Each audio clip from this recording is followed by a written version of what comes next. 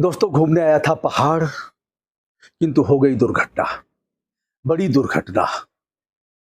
Sunset देखने में, पहाड़ की वादियों को घूमने में, एक तरफ ऊंची ऊंची पहाड़ियां, दूसरी तरफ हजारों फीट गहरी खाइयां।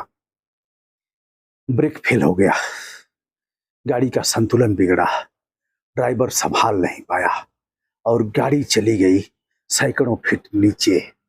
फिर क्या था? बड़ी दुर्घटना थी। प्राण पखेरु उड़ गए। देखा एक ज्योति निकल रही है और सीधे चली जा रही है। और फिर पार्थिव शरीर का पोस्टमार्टम हुआ और कुछ जो भी करना था हुआ और निकाला गया। कुछ लोग बच गए, कुछ लोग ऊपर चले गए। ऊपर जाने वालों में वह भी था।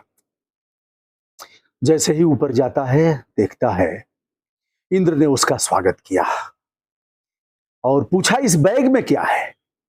कहा, साहब 5 करोड़ रुपए से ऊपर है, मेरे जीवन की कमाई है, पूरे जीवन की कमाई इस पे रखा है।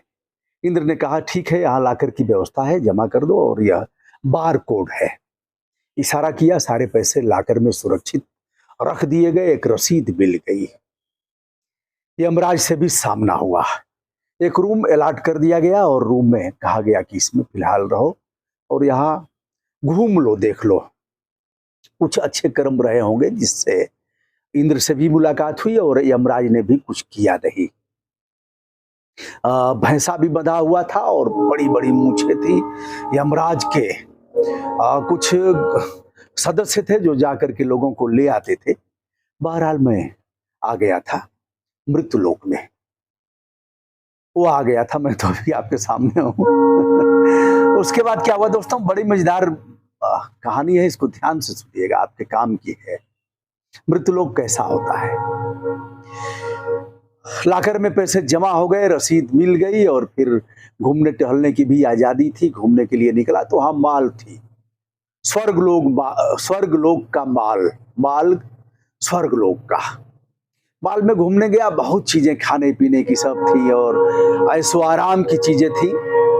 सबको देखा, कुछ चीजें पसंद आ गई। कुछ पैसे हमारे पास थे, 2-2 हजार रुपए अभी बंद नहीं हुए थे, तो उसके पास थे 2-2 हजार रुपए और उसने उसकी नोट निकाला और फिर कुछ चीजें खरीद करके टोकरी में रखा, जैसा कि माल में होता है, टोकरी में लोग रखते हैं। टोकरी में रखने के बाद मनपसंद चीजों को ले गया काउंटर तक ले गया और कहा कि यह चीजें हमें दे दो। कितना पैसा हुआ?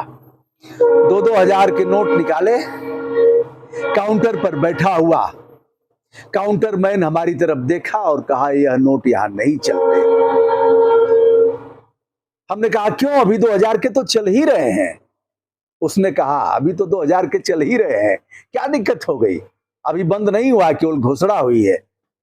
तो कहा, नहीं, पता नहीं आप कहां आए हो, यह मृत्युलोक है और आपकी करेंसी बगल के देश पाकिस्तान में नहीं चलेगी, बांग्लादेश में नहीं चलेगी, श्रीलंका में नहीं चलेगी, नेपाल में चल सकती है थोड़ा बहुत, तो अभी उनकी करेंसी अपनी करेंसी है और यूएस से लेकर के और सऊदी अरबिया खाड़ी के देश में तो चलेगी नहीं। तो आप तो सेठ हो, बहुत पैसा कमाए, सब जानते थे, तो इतना नहीं पता था क्या?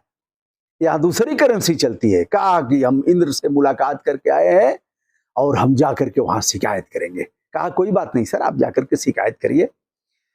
वह पहुंचा इंद्र के पास और कहा, हुजूर, आपने हमारा वेलकम किया, मुझे अच्छा लगा और यह मृत्युलोक में आकर के आपने मुझे रूम भी दिया। हमारा पैसा भी 5 करोड़ से अधिक था, उसको भी जमा कराया और मेरे पास कुछ पैसे रह गए थे, तो यह सामान नहीं दे रहा है, क्या तमाशा है यहाँ?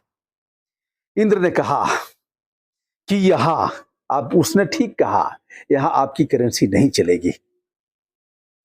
तो क्या चलेगी? तो उन्होंने कहा कि यदि आपने कुछ अच्छा काम किया होगा तो आपका क्रेडिट कार्ड बनेगा और उस क्रेडिट कार्ड के आधार पर जो सामान चाहोगे आप क्रय करोगे। तो आपने अच्छा क्या क्या किया है? कहा साहब अच्छा क्या, हम तो परिवार को सजाने संवारने में रह गए, हमने माँ बाप की भी सेवा नहीं किया, उन्हें हमने वृद्धाश्रम में पहुंचा दिया था कि वहां पैसा वैसा भी दे देता था, महीना 2 महीना 4 महीने पर उनकी खोज खबर भी ले लेता था, क्योंकि मुझे पैसा कमाना था, अमीर व्यक्तियों में मुझे शुमार होना था। और बीबी की तबीयत खराब थी तो हमने उस पर भी बहुत ध्यान नहीं दिया कि ठीक है अपना जाकर के दवा इलाज कराएं, बच्चों पर भी उस तरह का ध्यान नहीं दिया, बहुत घूमना फिरना भी नहीं हुआ। बच्चों की बहुत जिद हुई तो शिमला घूमने चला गया था, और शिमला सनसेट को देखने में साहब यह दुर्घटना हो गई और मैं आपके पास आ गया। परिवार के लोग उसमें जिंदा बच गए, मैं तो चला आया।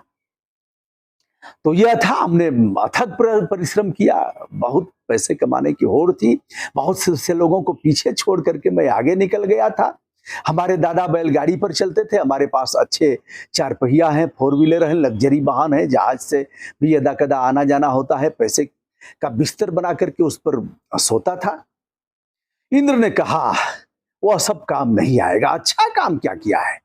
किसी गरीब के लड़की की शादी में मदद कर दिया हो, किसी विकलांग दृष्टिहीन और ऐसे जो निर्बल लोग हैं उनकी मदद किया हो, कभी ऐसे लोगों के लिए कुछ काम किया हो, कभी ऐसे असहाय व्यक्ति को रोजगार दे दिया हो, पढ़ाई में कोई लड़की आगे रहा हो उसकी तुमने मदद करके कॉपी किताब कुछ किया हो, ऐसा विचार करके बताओ।